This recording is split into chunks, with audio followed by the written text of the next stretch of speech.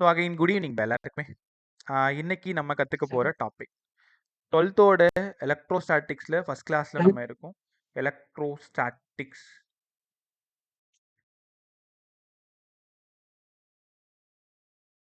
Electrostatics okay. Statics அப்படின்னாலே ஸ்டேபிள்னு அர்த்தம்.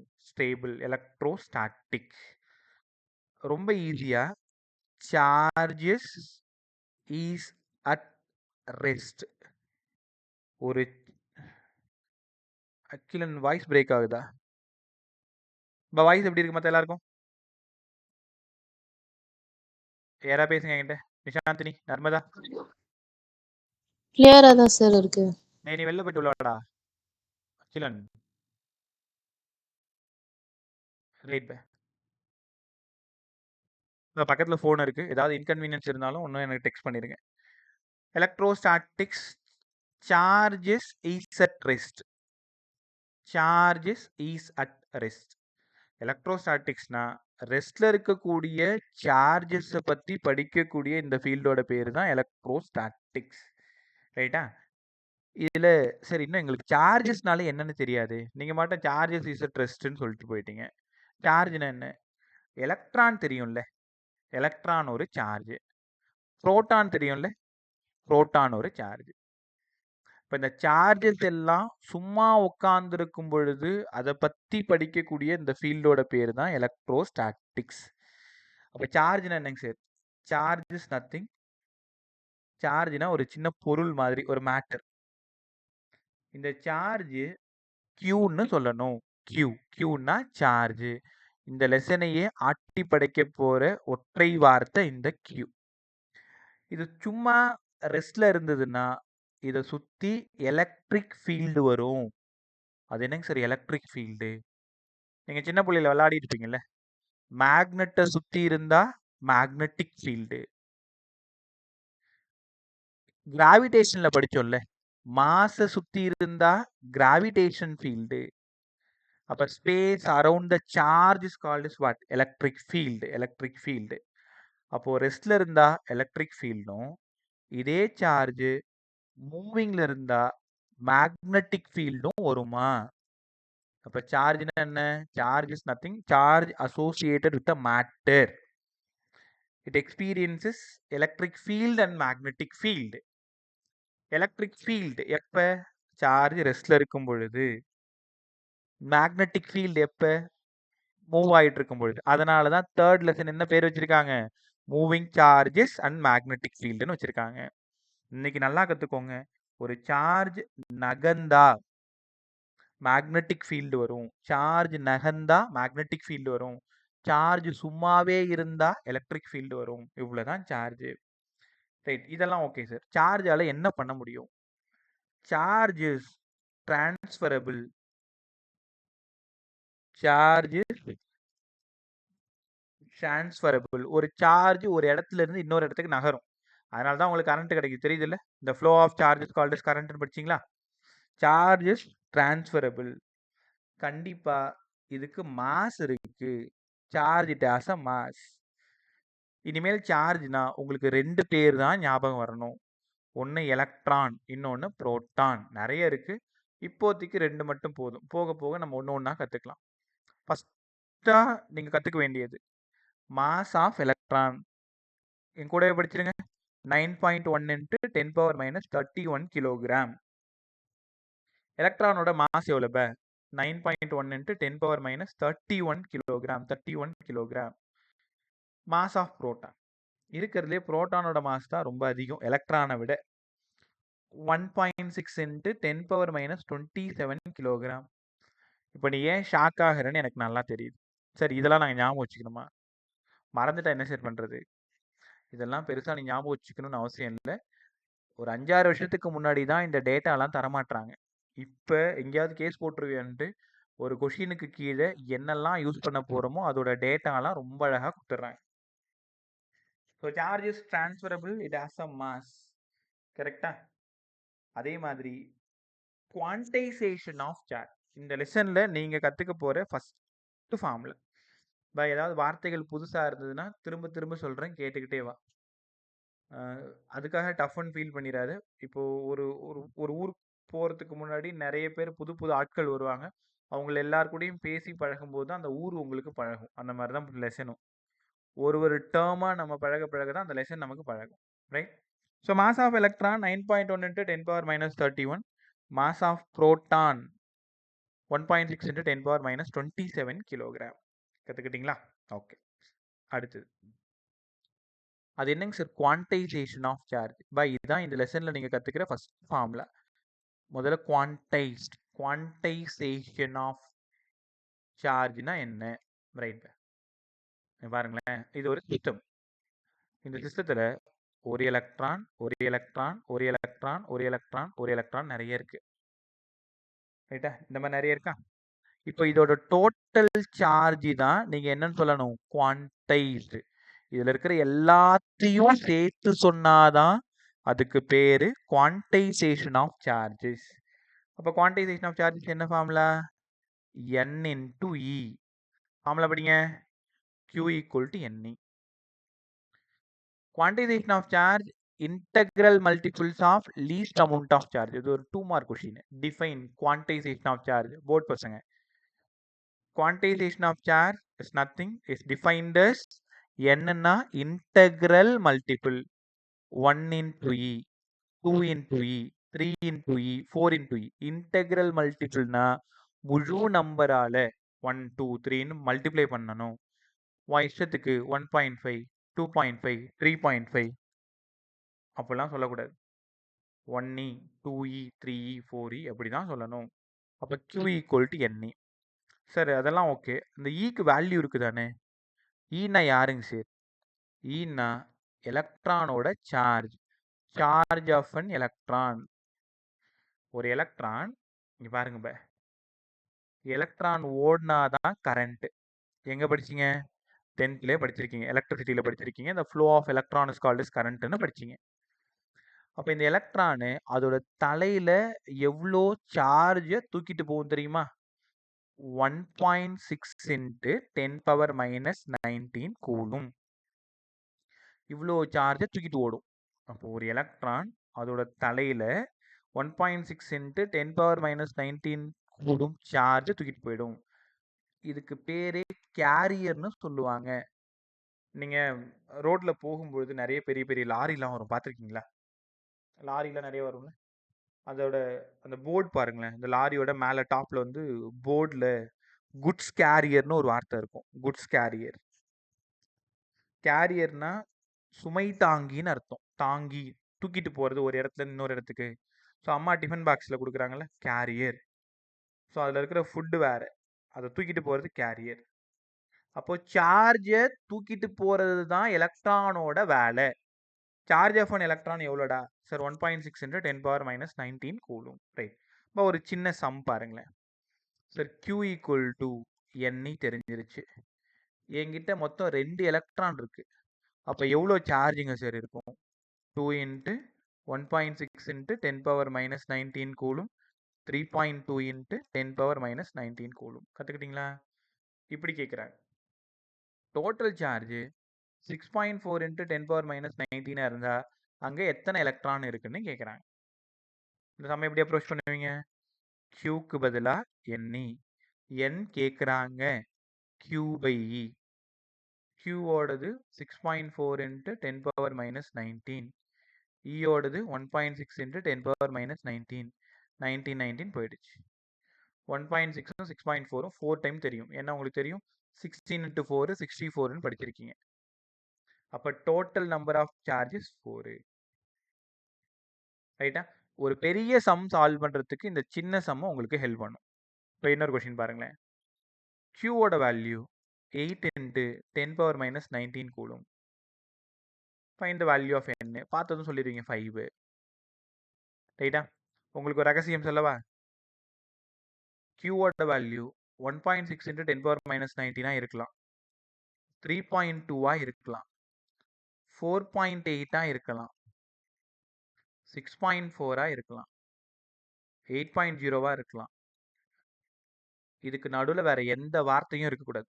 2 into 10 power minus 19 தப்பு. ஏன்னா total charges integral multiples of least amount of charge. 1 into அப்போ 1.6, 2 into 3.2, 3 into 4.8. நீங்கள் பார்த்ததுமே கண்டுபிடிச்சிடலாம் அவங்க சரியாக கொடுத்துருக்காங்களா தப்பாக கொடுத்துருக்காங்களான்ட்டு. ஆப்ஷனில் வச்சு நீங்கள் கண்டுபிடிச்சிடலாம். ஏதாவது ஒரு ஆப்ஷன் தான் அப்படி இருக்கும். 1.6, 3.2, 4.8 இருக்கும். மீதி எல்லாம் 2.0, 4.5, 7.8 இந்த மாதிரி இருக்கும். அப்போ குவான்டைசேஷன் ஆஃப் சார்ஜ்ன்றது என்னன்னா integral multiples of least amount of சார்ஜ்னு கவனமாக கற்றுக்கணும். சூப்பராக கற்றுக்கிட்டீங்களா? Quantization of charge. Right sir, புரிஞ்சிருச்சு. அடுத்தது சார்ஜை வேற என்னெல்லாம் பண்ணலாம்? கொஞ்ச நேரத்துக்கு முன்னாடி சொன்னீங்க சார்ஜை வந்து டிரான்ஸ்ஃபர் பண்ணலாம்னு சொன்னீங்க. இப்போ சார்ஜஸை குவான்டைஸ் பண்ணலாம்னு சொன்னீங்க. அடுத்தது சார்ஜஸை ஆட் பண்ண முடியும், அடிட்டிவ் நேச்சர். சார்ஜஸுக்கு அடிட்டிவ் நேச்சர் இருக்கு. சார்ஜஸ் எல்லாத்தையும் ஆட் பண்ண முடியும். எப்படி sir? +4q, +3q, -5q, -7q, +10q. இந்த சிஸ்டத்தில் டோட்டல் சார்ஜ் எவ்வளோ? 10, 14, 17, 10, 5, 5q சார். கற்றுக்க முடியுதா உங்களால்? ஆட் பண்ண முடியும். அப்போது சார்ஜஸ் எல்லாமே transferable, charges are quantised, additive nature. ரைட்டா? அடுத்தது ஒரு நிமிஷம் அப்படி பார்த்துட்டு, இது சும்மா ஒரு சின்ன டாபிக் அவ்வளோ. சார்ஜஸை ஆட் பண்ண முடியும். ஒரு சிஸ்டமுக்குள்ளார ஏகப்பட்ட சார்ஜஸ் வச்சுருவாங்க. அப்போ அந்த சிஸ்டத்தோட டோட்டல் சார்ஜ் என்னன்னு கேட்பாங்க. எல்லாமே ஈக்குவலாக இருந்தால் இன்டெக்ரல் மல்டிபிள். இந்த மாதிரி வேற மாதிரி இருந்ததுன்னா நீங்கள் ஆட் பண்ணி சொல்ல வேண்டியது தான். ரைட்? உங்கள் என்சிஆர்டியில் ஃபஸ்ட்டு பேராகிராஃபாக ஒரு டாபிக் இருக்கும், மெத்தட்ஸ் ஆஃப் ப்ரொடியூசிங் சார்ஜஸ். இந்த டாபிக் பாருங்க, மெத்தட்ஸ் ஆஃப். இன்னும் நம்ம இன்ட்ரோ முடிக்காதனால உங்களுக்கு லேசாக கஷ்டமாக இருக்கிற மாதிரி ஃபீல் ஆகும். இந்த கூலும்ஸ்ல தொட்டுட்டோம்னா செம்ம ஜாலியாக இருக்கும் பாருங்களேன். இன்னும் ஒரு 5 நிமிஷம். Methods of producing charges. சார்ஜஸை எப்படிலாம் சார் ப்ரொடியூஸ் பண்ண முடியும்? உங்கள் ஸ்கூலில் நீங்கள் விளையாண்டுருப்பீங்க, இல்லைன்னா சின்ன பிள்ளையில உனக்கு தெரியும். ஒரு ஒரு இந்த சீப்பு இல்லை, தலை சீவுமே, அதை எடுத்து நல்ல வேகமாக தலையெல்லாம் சீவிட்டு சின்ன சின்ன இந்த பிட்ஸ் ஆஃப் பேப்பரை நீங்கள் டச் பண்ணி பார்த்தீங்கன்னா அது ஒட்டிக்கும். எக்ஸ்பெரிமெண்ட்டாகவும் பார்த்துருப்பீங்க, எதார்ச்சியாகவும் நடந்திருக்கும். இதுக்கு பேர் தான் எலக்ட்ரோஸ்டாட்டிக்ஸ். அப்போ அங்கே எப்படி சார்ஜஸை நம்ம இன்டியூஸ் பண்ணுறோம் தெரியுமா உங்களுக்கு? By friction. 3 மெத்தட் சார்ஜஸை எப்படிலாம் நீங்கள் கொண்டு வர முடியும். Methods of producing charges by friction. 2 கையை நல்லா ரப் பண்ணுங்க. ரப் பண்ணும் பொழுது ரைட் ஹேண்டில் இருக்கக்கூடிய எலக்ட்ரான், நான் ஒரு பேச்சுக்கு தான் சொல்கிறேன், இப்போ கிளாஸையும் ஒரு அந்த கம்பளின்னு சொல்லுவாங்கல்ல, போர்வை மாதிரி இருக்குமே, அதையும் ரப் பண்ணிங்கன்னா ஒரு எலக்ட்ரானு இன்னொரு பக்கம் போகும். இப்போ உங்களுக்கு ஈஸியாக புரிய வைக்கிறதுக்காக உங்களோட ஹேண்டு 2 கையும் நீங்கள் ரப் பண்ணுங்களேன். ரைட் ஹேண்டில் இருக்கக்கூடிய எலக்ட்ரான் அப்படியே லெஃப்ட் ஹேண்டுக்கு டிரான்ஸ்ஃபர் ஆகும். அப்போ பை ஃப்ரிக்ஷன் சார்ஜஸை உங்களால் இன்டியூஸ் பண்ண முடியும். 2வது point sir, by conduction. By conduction. இப்போ இது ஒரு வயர் இந்த வயரில் எலக்ட்ரான் போயிட்டு இருக்கு, இந்த வயர் சும்மாவே இருக்கு. அப்போ இந்த வயரை போயிட்டு இதை டச் பண்ணிச்சுன்னா இதுலேயும் எலக்ட்ரான் போக ஆரம்பிச்சிடும். இதுக்கு பேர் பை கண்டக்ஷன். By conduction. 3வது பாயிண்ட் தான் ரொம்ப ரொம்ப இம்பார்ட்டன்ட், கவனமாக கவனி. By induction. By induction. அது என்னங்க சார் இண்டக்ஷன்? நீ பாரு, இது ஒரு அன்சார்ஜ்டு பாடி, இது வந்து ஒரு அன்சார்ஜ்டு பாடி இப்படி இருக்கு. இந்த அன்சார்ஜ்டு பாடி பக்கத்தில் நான் என்ன பண்ணுறேன், ஒரு நெகட்டிவ் சார்ஜ் இருக்கக்கூடிய ராடை பக்கத்தில் இப்படி கொண்டு போகிறேன். நல்லா கவனி, நான் அதை தொடவே இல்லை. கொண்டு போனேன்னா அப்போ என்ன ஆகுதுன்னா பாசிட்டிவ் சார்ஜஸ் ஃபுல்லாக இந்த பக்கமாக வந்துடும், நெகட்டிவ் சார்ஜஸ் ஃபுல்லாக இந்த பக்கமாக பிரிஞ்சிடும். ஏன்னா உனக்கு தெரியும் ஆட்டமஸ் நியூட்ரல். 10 பாசிட்டிவ் இருக்குன்னா 10 நெகட்டிவ் இருக்கும். இந்த பாசிட்டிவ் என்ன பண்ணுன்னா இந்த ராட் நெகட்டிவ்ன்றதுனால இந்த பக்கமாக வந்துடும், நெகட்டிவ் அந்த பக்கமாக போயிடும்.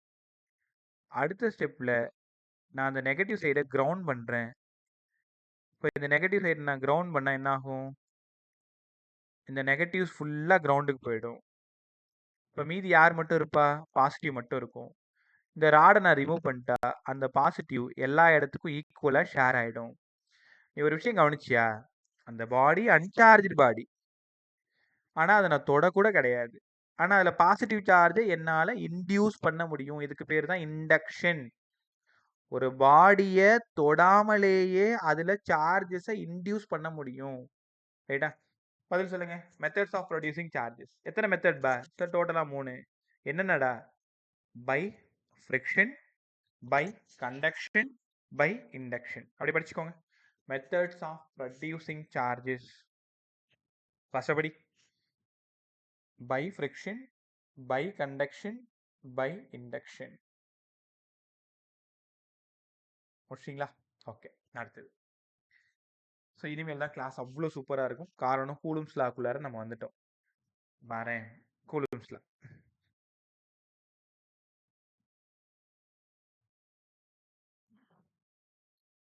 கூலும்ஸ் லா ஆக்சுவலாக அது ஒவ்வொரு கிளாஸ்லேயுமே ஒவ்வொருத்தவங்க ஒவ்வொரு மாதிரி பேசுவாங்க.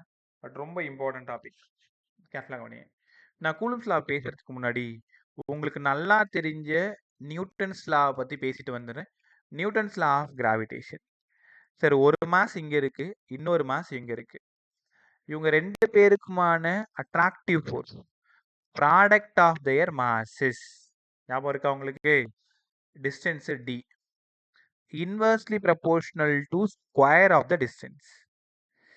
அப்ப F equal to GMM by d square. எங்க படிச்சீங்க? 10th படிச்சிருக்க. இங்க 11th கிராவிடேஷன் லெசன்ல நான் தான் உங்களுக்கு கற்றுக் கொடுத்தேன். So gravitational force is directly proportional to product of their charges inversely proportional to square of the distance between them. படிச்சோமா? F equal to GMM by R square. F equal to GMM by D square. ஞாபகம் இருக்கா? Okay. இவர் அந்த first பெஞ்சில் உட்காந்துருக்கார் exam ஹாலில். இவருக்கு பின்னாடி தான் Coulombs உட்காந்துருக்கார். So Newton F equal to GMM by D squareன்னு எழுதினார். நானெல்லாம் சின்ன பிள்ளையில காப்பி அடிக்கும்போது அதை பார்த்து அப்படியே எழுதுனா டீச்சர் கண்டுபிடிச்சிடுவாங்களேன்றதுக்காக நடுவில் என்ன பண்ணுவோம், ஏதாவது கதை எழுதி விட்டுருவோம்னு வச்சுக்கேன். அந்த மாதிரி இவர் இந்த ஈக்குவேஷனை பார்த்து இந்த ஈக்குவேஷனை அப்படியே ப்ரெசென்ட் பண்ணாம வேற மாதிரி ப்ரெசென்ட் பண்றாரு. எப்படி சார்? இது ஒரு நகைச்சுவைக்காக சொல்றது. அவர் ஒன்றும் காப்பிலாம் அடிக்கல. அவர் காலகட்டம் வேற, இவர் காலகட்டம் வேற. அவரோட ஈக்குவேஷனை ரெஃபரன்ஸா எடுத்துக்கிட்டார் அவர். when two charges separated by a small distance r, q1 q2ன்னு 2 சார்ஜ் பாசிட்டிவாகவும் இருக்கலாம், நெகட்டிவாகவும் இருக்கலாம். உங்களுக்கு தெரியுமா? ரெண்டுமே பாசிட்டிவா இருந்தா, ரெண்டுமே நெகட்டிவா இருந்தா 2 பேருக்கும் ஒத்துக்காது.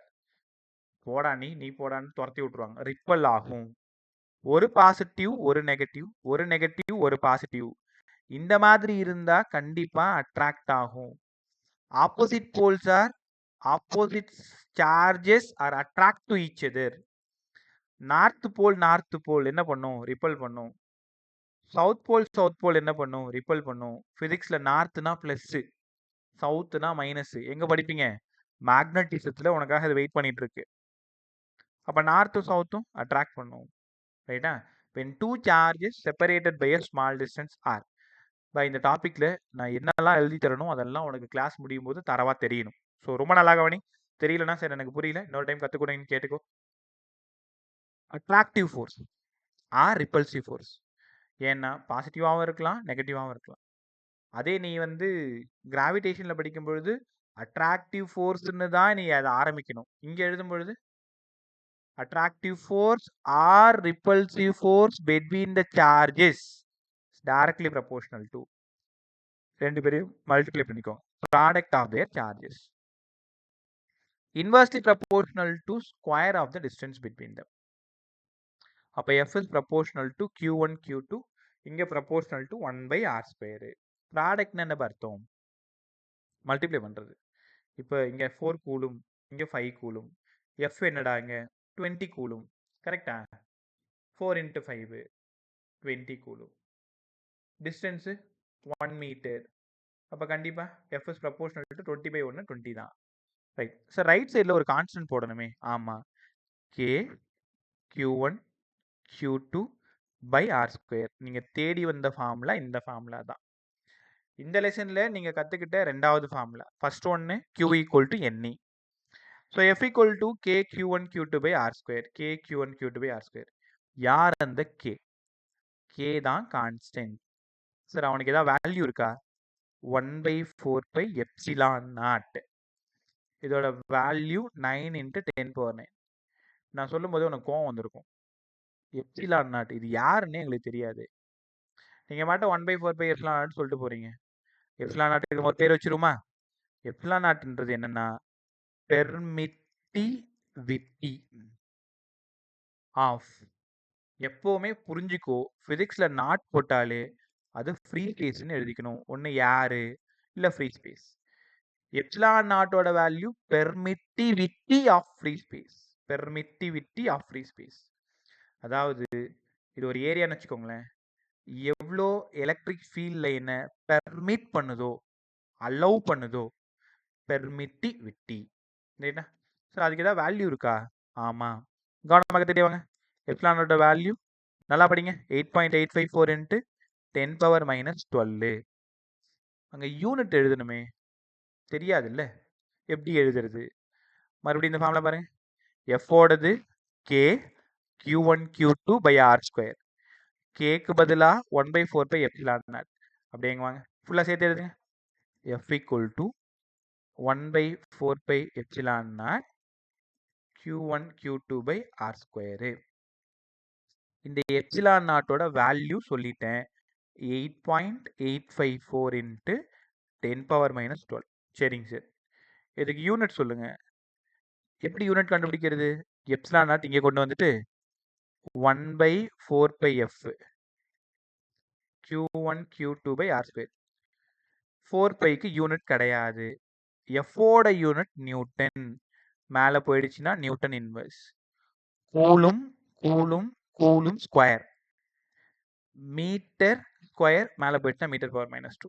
உங்களால் உணர முடியுது எப்படி யூனிட் போட்டிருக்கேன்ட்டு? அப்போ newton inverse metre power -2 coulomb square. மனப்பாடம்லாம் பண்ணக்கூடாது. எப்சிலான் நாட்டுக்கு யூனிட் கண்டுபிடிக்கணும். என்ன பண்ணுவேன்? எப்சிலான் நாட்டுக்கு அந்த பக்கம் போட்டுரு, எஃப் தூக்கி கீழே போட்டுரு. அப்போ 1/நியூட்டன் மேலே போயிடுச்சுன்னா நியூட்டன் இன்வர்ஸ். கியூக்கு கூலும் கூலும் கூலும் ஸ்கொயர், அது மேலே தான் இருக்கு. டிஸ்டன்ஸு கீழே இருக்கிறதுனால மேலே போயிடும். Metre power -2. கற்றுக்கிட்டீங்களா? ரைட். இங்கே பாரு. ஸோ ஃபைனலாக எஃபோட formula 1/4 by epsilon naught Q1 Q2 by R square. இங்கே ஒரு சின்ன சிக்கல் இருக்கு நமக்கு. 1/4 பை எப்சிலான் நாட் 4 நம்பர் தானே சார். பை கூட கான்ஸ்டன்ட் தானே, எப்சிலான் நாட்டும் கான்ஸ்டன்ட் தானே. இது எல்லாத்தையும் சால்வ் பண்ணி நம்ம ஈஸியாக ஒரு நம்பர் வச்சுக்கலாமா? 9 × 10⁻9. அப்போ இதோட யூனிட் என்ன? எப்சிலான் நாட்டு கீழே இருக்கு. Newton inverse metre power -2 coulomb square. ஞாபகம் இருக்கா? இப்போ சொல்லி கொடுத்தேன். இது வரைக்கும் பாருங்க. அப்போ எப்சிலான் நாட் கீழே இருக்கிறதுனால இது அப்படியே மேலே போயிடுமா? மேலே போயிடுச்சுன்னா எல்லாமே மாறிடுமா? Newton metre square coulomb power -2. ரொம்ப ஜாக்கிரதையாக இருக்கணும். ஆல்ரெடி கேட்ட நீட் கொஸ்டின். கேவோட வேல்யூ எல்லாருக்கும் தெரியும் 9 × 10⁻9. எப்சிலான் நாட்டோட வேல்யூ எல்லாருக்கும் தெரியும் 8.854 × 10⁻12. பட் யூனிட்ல ரொம்ப ஜாக்கிரதையாக இருக்கு. கேக்கு என்ன யூனிட், எப்சிலான் நாட்டுக்கு என்ன யூனிட், இதை போய் உட்காந்து மனப்பாடம் பண்ணிட்டு உட்காந்துருக்காது. ஃபார்முலா போட்டுக்கோ. F equal to 1/4 by epsilon naught Q1 Q2 by R square. இங்கேருந்து எப்சிலான் நாட் கண்டுபிடிச்சிரு. கே வேணா இங்கேருந்து கண்டுபிடிச்சிட்டு போயிட்டே இருக்கலாம். ரைட்டாப்பா? நல்லா கற்றுக்கிட்டீங்களா?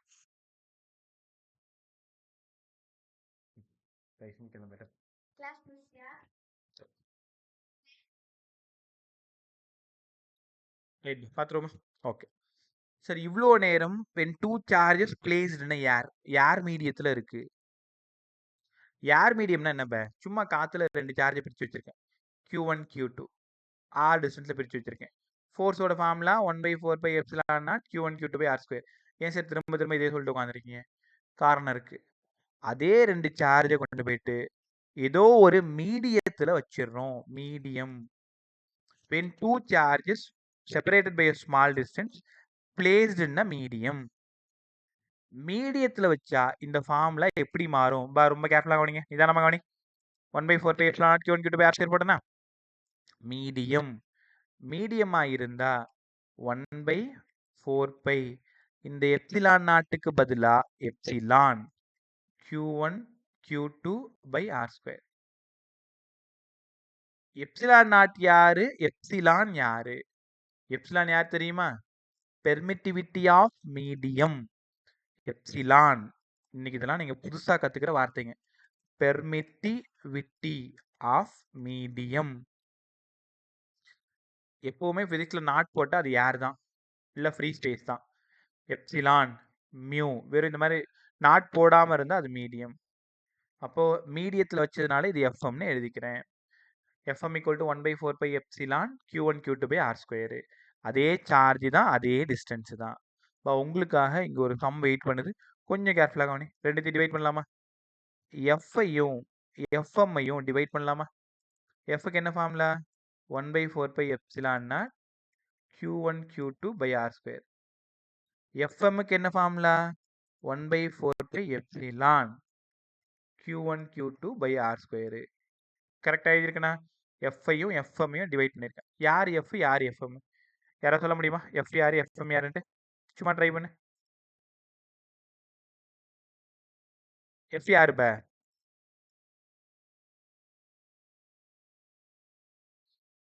ரெண்டு சார்ஜை ஏர்ல வச்சிருக்கும் பொழுது ஃபோர்ஸ் எஃப், மீடியத்துல வச்சிருக்கும் பொழுது ஃபோர்ஸ் எஃப்எம். கரெக்டா? இப்ப ரெண்டு பேரும் என்ன பண்றோம்? டிவைட் பண்றோம். சொல்ல ட்ரை பண்ணுங்க. எஃப் என்ன பண்ணா? Force between the charges placed in a air. FM யாரு? Force between the charges placed in a medium. Solve பண்ணுங்க. 1/4 pi 1/4 pi Q1 Q2 by R square Q1 Q2 by R square. மேல 1/epsilon not, டினாமினேட்டர்ல 1/epsilon. ஒத்துக்கிறீங்களா? இப்போ என்ன ஆகுதுன்னா F/Fm 1/epsilon not epsilon by 1 என்ன பண்ணியிருக்கேன்? Reciprocal எடுத்திருக்கேன். ஃபைனலா நம்ம ஆசையா தேடி வந்த equation epsilon by epsilon naught. இது என்ன வரும் தெரியுமா? Epsilon R. எப்சிலானையும் எப்சிலான் நாட்டையும் டிவைட் பண்ணா எப்சிலான் ஆர். சில புக்ல கேன்னு யூஸ் பண்ணியிருப்பாங்க. எப்சிலான் ஆர் இதுக்கு ஏதாவது பேர் இருக்கா? சரி, ஆமா, ரிலேட்டிவ் பெர்மிட்டிவிட்டி. பெர்மிட்டிவிட்டி யாராவது வார்த்தையா சொல்ல முடியுமா? இது அப்படியே வார்த்தைகளா சொல்ல முடியுமான்னு கேட்கிறேன். இது என்னது? இது எப்சிலான்னா யாரு? எப்சிலான் நாட்னா யாரு? எப்சிலான் ஆர்னா யாரு? சும்மா ட்ரை பண்ணு.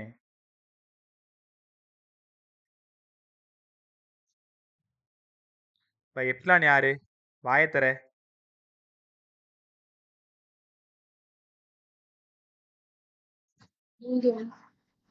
சத்தமா பேசுங்க.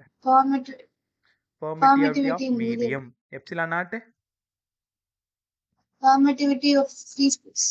இப்போ இது எப்படி சொல்லணும்? பெர்மிட்டிவிட்டி ஆஃப் மீடியத்துக்கும் பெர்மிட்டிவிட்டி ஆஃப் ஃப்ரீ ஸ்பேஸ்க்கும் ரேஷியோ எடுத்தா நமக்கு கிடைக்கிறது relative permittivity sir.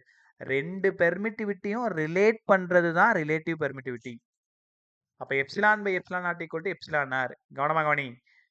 F by FM equal to epsilon by epsilon naught equal to epsilon R. ரைட்டா? இதுல ஒரு இம்பார்ட்டண்டான கொஸ்டின் இருக்கு. நான் கேட்குறேன், நீங்கள் சொல்ல ட்ரை பண்ணிட்டீங்களா?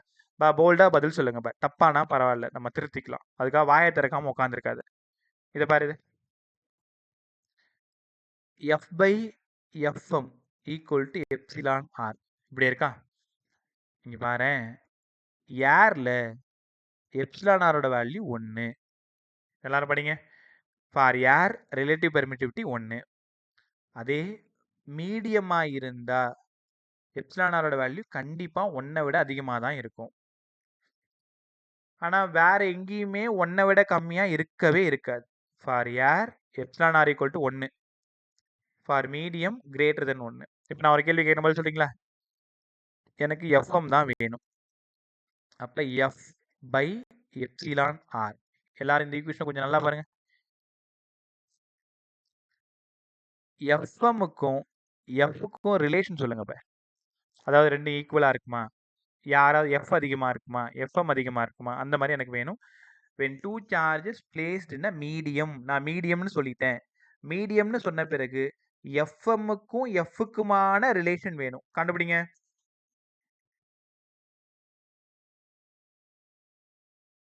இந்த நடுவுல ஒரே ஒரு ஈக்குவலா இருக்கலாம், ஒரு கிரேட்டர் இருக்கலாம், இல்லைன்னா ஒரு ஸ்மாலர் இருக்கலாம். சும்மா ட்ரை பண்ணேன். Sir, FM greater than FR. Is FM greater than FM. FM is less than F. FM less than F. யாருக்கா அதுல மாற்று கருத்து இருக்கா? சரி, இல்ல இது தப்பு, இது ரைட்டு, அந்த மாதிரி ஏதாவது இருக்கா? FM கிரேட்டர் தான் தப்பு. FM லெஸ் தென் F எவ்வளவு இம்பார்ட்டன்ட் தெரியுமா? உனக்கு தெரியும் தானே? இப்ப ஒரு பேஜ் இங்க பாரு, 2 சார்ஜ் Q1 Q2 1 மீட்டர்ல வச்சிருக்கேன், ஏர்ல வச்சிருக்கேன். ஃபோர்ஸ் வந்து ஒரு பேஜ்க்கு 10 நியூட்டன். அதே 2 சார்ஜ் அதே டிஸ்டன்ஸ் கொண்டு போயிட்டு தண்ணிக்குள்ளார வச்சுட்டேன். தண்ணிக்குள்ளார அப்படின்னா மீடியத்துக்குள்ளார வச்சுட்டேன். ஃபோர்ஸ் கண்டிப்பா கம்மியாகும். 7 நியூட்டன் ஆகும், 8 நியூட்டன் ஆகும், 6 நியூட்டன் ஆகும். அப்ப என்ன இதுல இருக்கிற ரொம்ப இம்பார்ட்டன்டான விஷயம் கத்துக்கோங்க. 2 சார்ஜ் ஏர்ல இருக்கும் பொழுது ஃபோர்ஸ் எஃப், மீடியத்துல இருக்கும் பொழுது எஃப்எம். மீடியத்துல எப்சிலான் ஆர் வேல்யூ எப்பவுமே 1 விட அதிகம். அதனால எப்பவுமே எஃப்எம் எஃப் விட கம்மியா தான் இருக்கும். மீடியத்துல வச்சீங்கன்னா ஃபோர்ஸ் குறைஞ்சிரும். திரும்பவும் நிதானமா கவனி. ஏர்ல இருக்கும் பொழுது ஃபோர்ஸ் 10, மீடியத்துல இருக்கும் பொழுது ஃபோர்ஸ் அதை விட கம்மியா தான் இருக்கும். இந்த வார்த்தை எப்பவும் மறக்க கூடாது. when two டக்குன்னு ஒரு 1 mark. when two charges same distance placed in a medium. இப்ப நியூ ஃபோர்ஸ் என்ன ஆகும்? find a new force. 3 relation. fm equal to f, fm greater than f, fm less than f. எப்ப நீ மீடியத்துல வச்சிட்டியோ அப்பவே force குறைஞ்சிரும். ரைட்டா? அதுக்கான ப்ரூஃப் தான் நம்ம இவ்வளோ நேரம் கொடுத்தது. எஃப்க்கான ஃபார்முலா போடணும், எஃப்எம்முக்கான ஃபார்முலா போடணும், ரெண்டுத்துக்கும் ரேஷியோ போடணும். அப்போ இதுல இருந்து சம் கூட வரதுக்கு வாய்ப்பு. எஃபோட value 10, relative permittivity 2.5, find the value of FM 10/2.5, ஏதோ ஒரு ஆன்சர் 4. அப்ப தெளிவா தெரியுது ஃபோர்ஸ் குறையுது. ரைட்டா?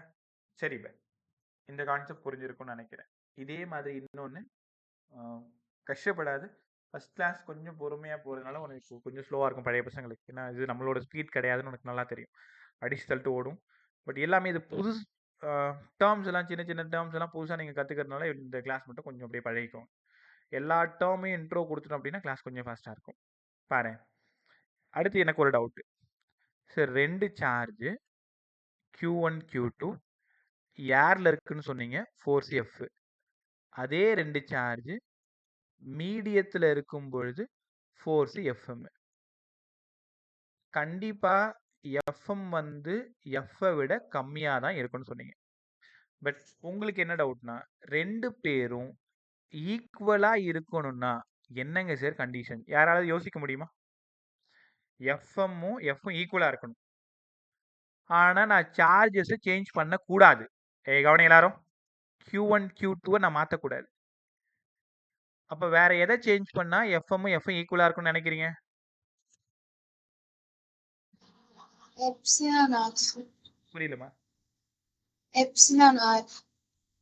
எப்சிலான் ஆர் வேண்டாமா? எப்சிலான் ஆரும் மாத்தக்கூடாது. வேற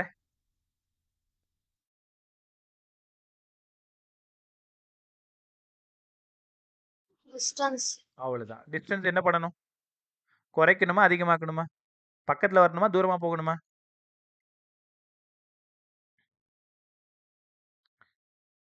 இதே 10 நியூட்டன் கிடைக்கணும்னா நான் டிஸ்டன்ஸை ரெடியூஸ் பண்ணணும். எல்லாரும் காதுல வாங்க.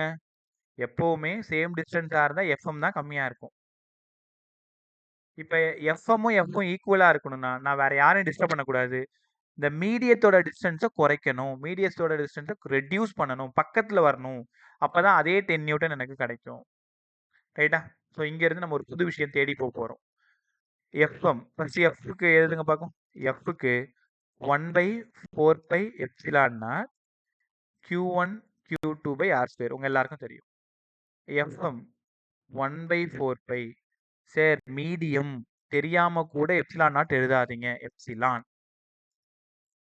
Q1 Q2 டிஸ்டன்ஸை ரெடியூஸ் பண்ண சொன்னீங்க. அந்த டிஸ்டன்ஸை நான் R டேஷ்ன்னு எடுத்துக்கிறேன். சப்ஸ்டிடியூஷன் புரிஞ்சதா எல்லாருக்கும்? அடுத்த லைன்ல 1/4 pi epsilon naught q1 q2 by r square 1/4 pi. இந்த எப்சிலானுக்கு கொஞ்ச நேரத்துக்கு முன்னாடி படிச்சீங்க epsilon by epsilon naught equal to epsilon R.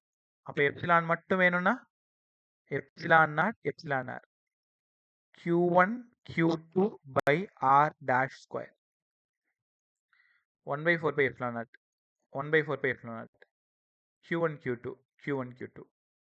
மீதி என்னெல்லாம் இருக்கோ அப்படியே ரெசிப்ரோக்கல் எடுத்துக்கோங்க. ஆர் ஸ்கொயர் அப்படியே மேலே கொண்டு போயிடு. எப்சிலான் ஆர் மேலே கொண்டு போயிடுங்க. R dash square. இங்கிருந்து நம்ம யாரை தேடி போறோம் தெரியுமா? ஆர்ன்றது என்னன்னா ரெண்டு சார்ஜ் ஏர்ல இருக்கும் பொழுது டிஸ்டன்ஸ். ஆர் டேஷ் மீடியத்தில் இருக்கும் பொழுது டிஸ்டன்ஸ். அப்ப எனக்கு இந்த ஆர் டேஷ் தான் வேணும். ஆர் டேஷ் வேணும்னா ஆர் டேஷ் ஸ்கொயர் வேணும்னா R square by epsilon R. R dash மட்டும் வேணும்னா R by root of epsilon ஆர்னு கவனமா கத்துக்கணும். சூப்பரா இருந்துச்சா? இந்த ஃபார்முலால தான் சம் கேட்க போறாங்க. எப்படி சார் கேட்பாங்க? இங்க பாருங்க. when two charges separated by a small distance 1 meter 1 மீட்டரா வேணா ஒரு 10 மீட்டர் வச்சுக்கலாமா? 10 மீட்டர். இப்போ இதை கொண்டு போயிட்டு நான் ஒரு மீடியத்துல வைக்கிறேன். இந்த மீடியத்துல வைக்கும்பொழுது அந்த மீடியத்தோட எப்சிலான் ஆரோட வேல்யூ 2 கொடுத்தாச்சு. 2. இப்போ ஆர் டேஷ் என்னவா இருக்கும்?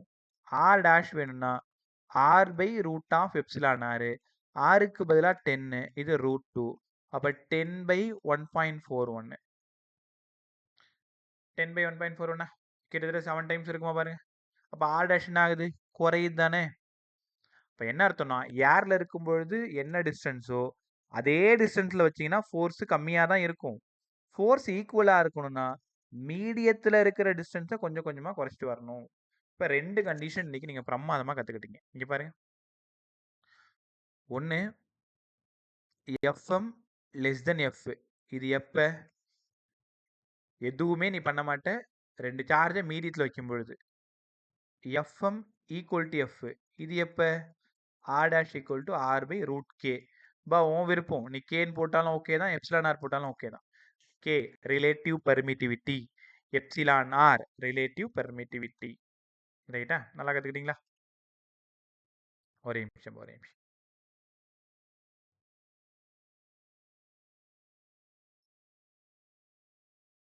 ஓகே சரி, இன்னைக்கு பேசினா இந்த 3 ஃபார்முலா மட்டும் டக்குனு ஞாபகப்படுத்தி நம்ம அடுத்து போயிடலாமா? Quantization of charges Q equal to NE first படிச்சோமா? Charge of electron 1.6 into 10⁻⁻19 coulomb. Right, தெரிஞ்சு போச்சு. Force between the charges K Q1 Q2 by R square. K ஓட value 1/4 pi epsilon naught Q1 Q2 by R square. Right? Placed in a medium Fக்கும் FMக்குமான relation. Fம் FMம் ஈக்குவலா இருக்கணும்னா distance என்னவா இருக்கணும்? R by K. R by root K. முடிஞ்சிச்சா? ஓகே, ஒரு ஃபார்முலா பேசியாச்சு. இப்போ இந்த ரிலேட்டட்ல ஒரு 2-3 சம் ட்ரை பண்றீங்களா? பக்கத்துல ஒரு ஃப்ரீயா ஒரு நோட் வச்சுக்கோ, ரஃப் நோட் வச்சுக்கோ. ரைட். 2 சார்ஜஸ் Q நீங்க தான் சொல்லணும், ட்ரை பண்ணணும். Separated by a small distance R. இப்போ ஃபோர்ஸ் வந்து K Q square by R square. ரைட்டா? அடுத்தது கண்டிஷன் சொல்ற பாருங்க. Charges are doubled, distance halved. Find the new force. உங்களுக்கான நேரம் 30 minutes. சரி, 30 செகண்ட். ட்ரை பண்ணிட்டீங்களா? இதில் இருக்கிற சார்ஜஸ் எல்லாத்தையும் நான் டபுள் ஆக்கிட்டேன், டிஸ்டன்ஸை பாதி ஆக்கிட்டேன். அப்போ நியூ ஃபோர்ஸ் என்னவா இருக்கும்? ட்ரை பண்ணுங்க. ஃபார்முலா தோ இருக்கு, மேலே இருக்கு. உங்களால சொல்ல முடியும். கொஞ்சம் யோசிச்சுன்னா சொல்லிடுவீங்க.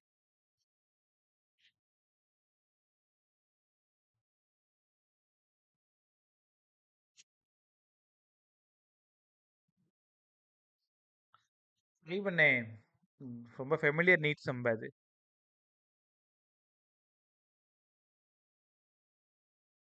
Charges are doubled, distance halved. Find the new force.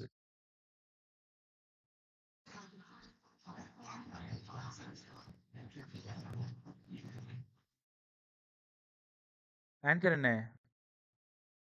64 times F, sir. எவ்வளோமா? 60? 4 times 64 டைம்ஸா? ரிஷிகாவோடது 64 time. வேற பே 16 F, sir. Sharon 16 F, 16 sir. F. Nithyasri 16 F, sir. Narmada 60 நம்ம. நித்யஸ்ரீ உங்க ஆமா, பதில் பே 16 F, sir. 16 F. வேற ரைட். ஹர்ஷிகா 16, உன்னோடது sir. 16. வேற 16 no, sir. ரிஷிகா அப்புறம் ரைட் நீனே 64 இல்ல இல்ல சார். ரைட் பட் தெரியாதவங்க கற்றுக்கோங்க. அடுத்த சம் நீங்கள் கண்டிப்பாக சால்வ் பண்ணணும். அங்கே மாடலில் ஆலன் மாடலில் 5th சம்மோ 6th சம்மோ அது. இங்கே பாருங்களேன், நியூ ஃபோர்ஸ் எப்படி கண்டுபிடிக்கிறது? Charges are doubled, distance halved. Find the new force. Charges are இப்போ எஃப் டேஷ் வேணும்னு வச்சுக்கோங்களேன், K. Charges are doubled, 2q 2q. Distance halved, r/2 the whole square. இப்படி தான் நீங்கள் சப்ஸ்டியூட் பண்ணணும். எப்போவுமே புரிஞ்சுக்கோங்க, F K Q square by R square தான். எங்கெல்லாம் K Q square by R square போடுறீங்களோ அது எஃப். இப்போ மேலே என்ன ஆகுது? 4k Q square R square by 4. இந்த பை 4 மேலே போய் உட்காந்தா 16k Q square by R square. இது எஃப். 16f தான் ஆன்சர். ஆப்ஷனில் 16fன்னு இருக்கும், அப்படியே டிக் பண்ணிட்டு ஜாலியாக போக வேண்டியதான். ரைட்டா? So distance doubled, sorry charges doubled, distance halved. 16f answer. Suppose சரி இன்னும் தெரியல சரியா, இன்னொரு டைம் கற்றுக் கொடுங்கன்னா நான் இன்னொரு சம் சொல்கிறேன், ட்ரை பண்ணுங்க. மற்ற எல்லாருமே சொல்லாதவங்களாம் சொல்ல ட்ரை பண்ணுங்க. Charges are ஹால்வ்டு.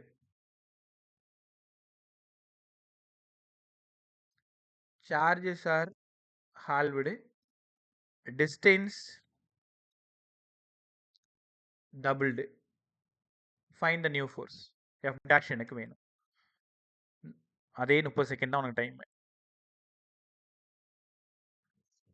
F by 16, sir. F by 16 F by 16, sir. F by 16 16. Yes, sir. இன்னொரு டைம் நல்லா பாருங்க, எல்லாரும் சேர்ந்து குரூப்பா தப்பு பண்ற மாதிரி இருக்கு.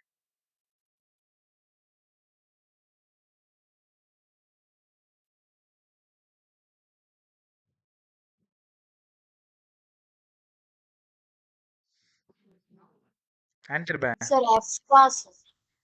எஃப். நர்மதாவோட பதில் எஃப். வேற Irene, Kanishka, Dhanuthra, Akilan, Keshav Preetha F by 4. F by 4. Monica 2 பேருமே. பத்மாஷினி F தான், sir. எஃப். துபாஷிகா உங்களோடது Sir, F இல்ல sir. F by 16 தான் வரும். F by 16. நர்மதா மறுபடியும் எஃப் பை 16. பிரார்த்தனா உங்களோட பதில். நித்யஸ்ரீ உன்னோடது Sir, F by 16 தான் sir. ரைட் பே. ஷருண், துபாஷினி F by 16 தான், sir. F by 16. என்னாச்சு இன்னைக்கு உங்களுக்கு? ரைட் பார்த்துருவோம். F dash K. Charges are halved, q by 2 q by 2. Distance doubled. டிஸ்டன்ஸ் டபுள்டுனா 2 times of r whole square. Correct தானே? 2 times of r whole square. K மேலே q square by 4 by 4r square. இங்கே தான் நீங்கள் confuse பண்ணிக்கிறீங்கன்னு நினைக்கிறேன். என்ன ஆகுதுன்னா கே q ஸ்கொயர் பை இந்த 4 இந்த 4 மல்டிப்ளை ஆகும் 16r ஸ்கொயரு. இப்போ நீங்கள் சொன்னது எல்லாம் correct. K q square by R ஸ்கொயருக்கு ஒரு எஃப். F by 16 right. ரைட்டா? இப்போ உங்களால் உணர முடியுதா? இப்போ யாருக்காவது இன்னும் சரியா புரியலன்னா சொல்லி நான் இன்னொரு டைம் சொல்லிக்கிறேன். நீ இப்போ சப்ஸ்டியூஷன் பாரு. Charges are halved, distance doubled. Distance டபுள்னா ஆர் டபுள்னா 2r, 2r தான் ஹோல் ஸ்கொயர். அப்போ மேலே வந்து q ஸ்கொயர் பை 4. இந்த 4 இந்த 4 16.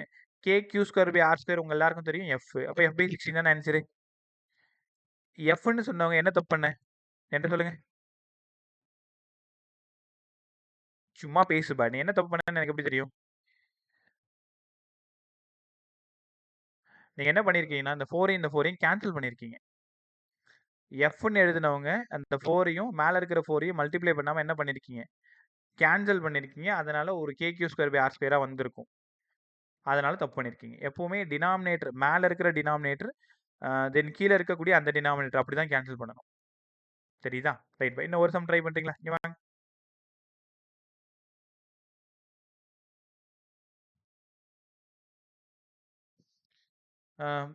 Q1 10 coulomb, Q2 20 coulomb. உங்களுக்கு மைக்ரோ கூலும் சொன்னா தெரியுமா? மைக்ரோ கூலும்னா 10 micro coulomb, Q2 20 micro coulomb, distance 2 metre. Find the value of 1. ஒரு டைரக்ட் சப்ஸ்டிடியூஷன். சும்மா ட்ரை பண்ணுங்க. ஃபார்முலா சொல்லிட்டேன். K Q1 Q2 by R². இந்த மைக்ரோன்னா 10 பவர் -6ன்னு எழுதணும். இங்க 20 10 பவர் -6ன்னு எழுதணும். ட்ரை பண்ணுங்க பா. நியூ ஃபோர்ஸ் F என்னவா இருக்கும்?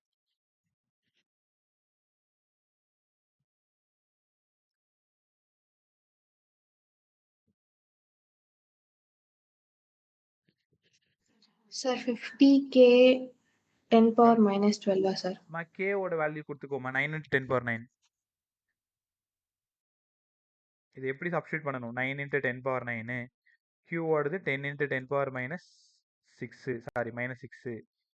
20 into 10 power -6 by 4. ஏன்னா R² by 4. ரைட்டா? பவரை என்ன பண்ணணும்? மல்டிபிகேஷன்ல இருக்க நம்பர் பவரை ஆட் பண்ணணும். அப்போ 9 into 10 into 20 10 power -12 plus 9 -3 by 4. 5 time எடுத்துக்கிட்டோம். 50 450 into 10 பவர் -3 நியூட்டன். தெரியுதா? இது எதுக்காக சார் போட்டுக்காரு? ஜஸ்ட் உங்களுக்கு எப்படி சப்ஸ்டியூட் பண்ணணும்னு தெரியணும். எப்படி பவரை கேன்சல் பண்ணணும்னு தெரியணும். பவரை ஆட் பண்ணணும். மல்டிபிகேஷன்ல இருந்தா பவரை ஆட் பண்ணணும். ரைட்டா? இன்னும் ஒரே ஒரு சம் மட்டும். Charges halved.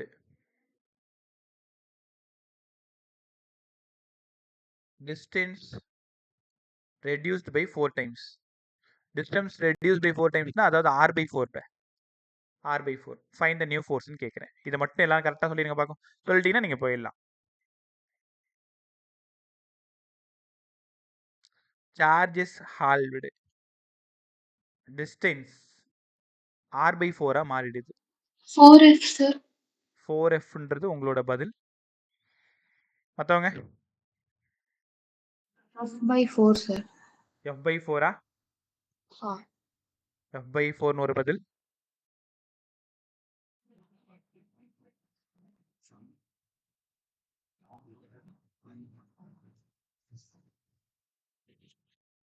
சொல்லுங்க மற்றவங்க. F by 4 தான், sir. F by 4ன்னு ஒரு பதில். 4F, sir. 4Fன்னு ஒரு பதில் வந்து 4Fன்னு வந்திருக்கு. 4F, sir. சரிப்பா, ட்ரை பண்ணுவோமா? Q² by 4 இங்க R² by 16. முதல்ல நிதானமா கவனிய. உனக்கு இது சால்வ் பண்ண தெரியலன்னா Q² by 4 இதை அப்படியே திருப்பி போட்டுக்கோங்களேன். 16 by R². ரெசிப்ரோக்கல் பண்ண தலைவு கீழே போயிடுமா? அப்போ இது 4ன்னு ஆயிடும். இங்கே தான் நீங்கள் தப்பு பண்ணுறீங்க ரொம்ப நேரமா. அப்போ 4KQ² by R². Answer 4F தான் ரைட்டு. கற்றுக்க முடியுதா உங்களால்? ரைட். ஸோ இன்னைக்கு ஜஸ்ட் வெறும் ஒரே ஒரு F ஃபார்முலா மட்டும்தான் பேசியிருக்கோம் இல்லையா? ஸோ நாளைக்கு இந்த பிரின்சிபல் ஆஃப் சூப்பர் பொசிஷனு அதில் இருக்கக்கூடிய வெக்டார் சம்மு தென்